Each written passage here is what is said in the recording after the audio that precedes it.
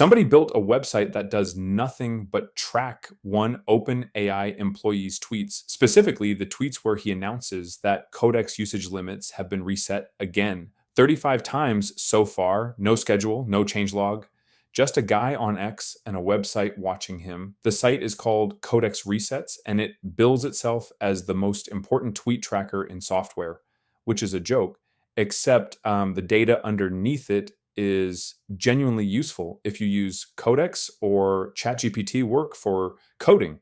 Here's what it actually tracks. An OpenAI staffer posting from his personal account periodically announces that Codex and ChatGPT work usage limits have been reset for everyone on the house.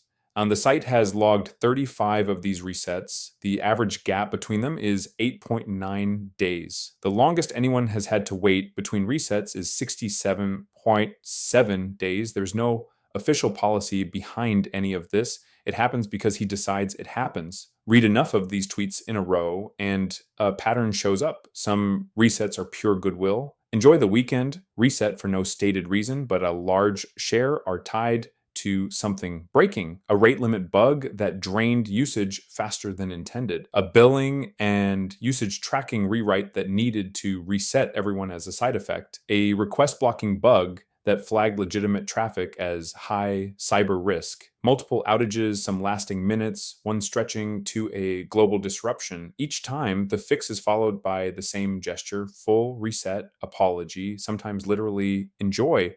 The growth numbers tell the other half of the story. In the tweets tracked here, Codex weekly users went from 2 million to 3 million in under a month. Later posts mention 7 million, 8 million, then 9 million active users.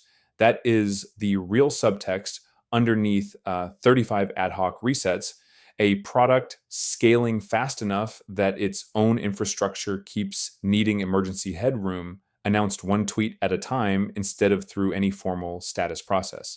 If you're a regular Codex user, here's the actual practical takeaway. When you hit a usage wall unexpectedly, it is not necessarily something wrong on your end. This has been a recurring semi-routine event for the product, not a rare exception. Watching for these announcements, whether through this tracker or the account itself, can save you from assuming you've done something wrong when the answer is closer to, wait a few days, this happens.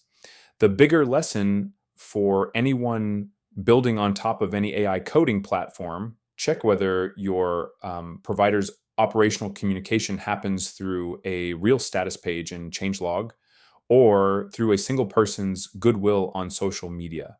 Both can work. Only one of them scales predictably, and only one of them gives you something you can actually plan around instead of just refreshing a feed. Try 11 Labs, the AI voice in this video.